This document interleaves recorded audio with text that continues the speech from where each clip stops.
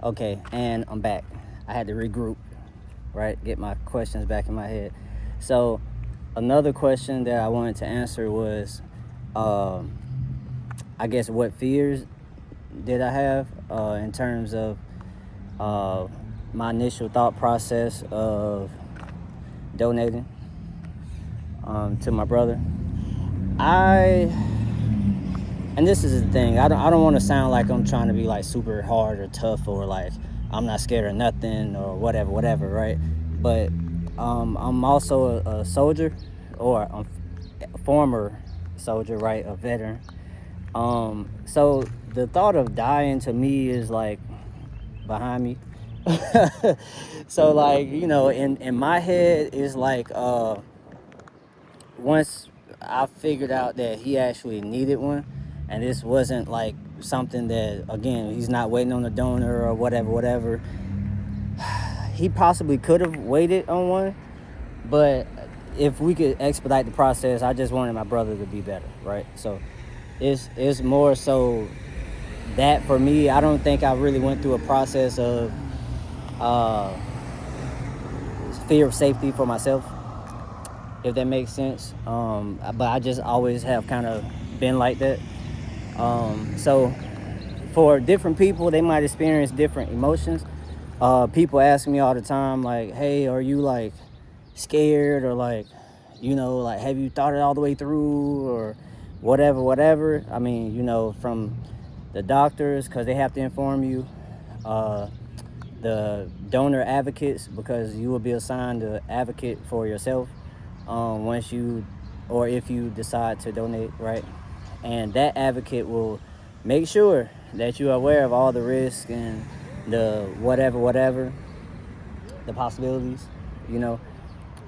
So yeah, for me, even after they made me aware of whatever life would be after surgery, like, it doesn't matter to me for real. So again, I wish I could give y'all like a whole heartfelt, like, I'm in fear for my life type thing, but that's not the vibe. Like, I honestly, in my head, I'm gonna go in here, they're gonna put me to sleep, I'm gonna wake up, and I'm gonna be maybe, possibly, in some pain if they don't have me on enough pain meds, right? Right? But which is okay. I mean, you know what I'm saying? And this is something I have to do one time. You know what I mean? Uh, for my brother. So like, the way I look at it, and I would like to, I guess, pass this view point to like whoever's listening, right? The way I see it, mind you, I've never had a surgery in my entire life, right? So, I mean, coming from someone that's been perfectly healthy, I never had a knee injury, or had to have surgery on my back. Like, no type of way have I ever been cut on and put to sleep for no reason whatsoever, right? So this is also my very first procedure for any reason, right? And it's kind of not even for me. So what I'm saying is, uh, I'm not looking at it in terms of like, what am I losing? I'm looking at it in terms of what he is gaining, if that makes sense. So like, when you look at it in that perspective, it's like, my brother has been back and forth to the doctor X amount of times. He's been through procedures just like the one I'm about to go through at least 5 times.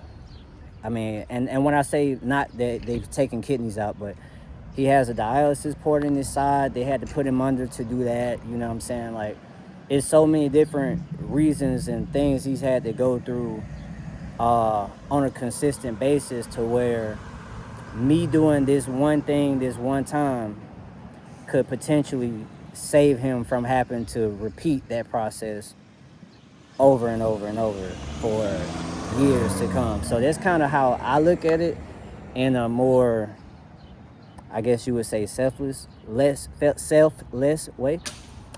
Because again, like, this the whole point. Like, I'm a be in recovery for a couple of weeks, but I could sacrifice sitting still for a couple of weeks so that he don't have to get cut on and all type of whatever, and he can get back to his normal health.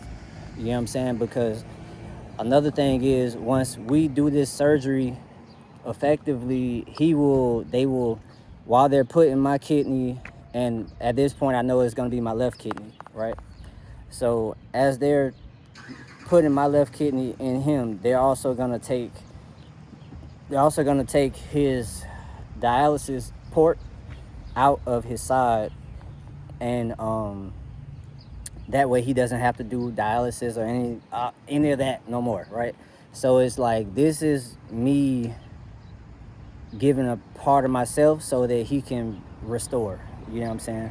And I hope that makes sense for like whoever needs to hear it, right? Because I'm just shooting from the hip, just kind of trying to piece all this together to kind of make it make sense with enough information to where it could inspire somebody else to, do the same thing. So like, hopefully this is working.